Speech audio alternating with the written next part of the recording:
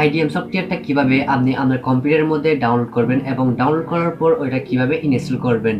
ওই ভিডিওতে আমি দেখিয়েছিলাম যে কিভাবে আপনি আপনার কম্পিউটারের মধ্যে আইডিএম সফটওয়্যারটা ডাউনলোড করবেন এবং ডাউনলোড করার পর ওইটা ইনস্টল করবেন এবং ইনস্টল করার পর কিভাবে গুগল ক্রোমের মধ্যে এই আইডিএম সফটওয়্যারটা এক্সটেনশন হিসেবে অ্যাড করে নিতে পারবেন। ওই ভিডিওতে আমি টু জেড সবগুলা বুঝিয়েছিলাম বা দেখিয়ে দিয়েছিলাম।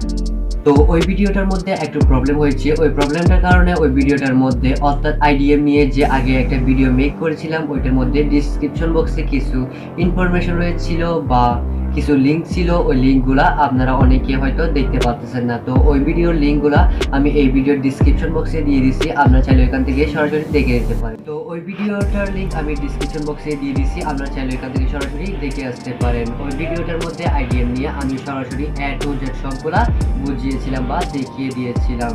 তো ভিউয়ার্স সবাই ভালো থাকবেন, সুস্থ থাকবেন, আজকে এই পর্যন্ত, আল্লাহ হাফেজ।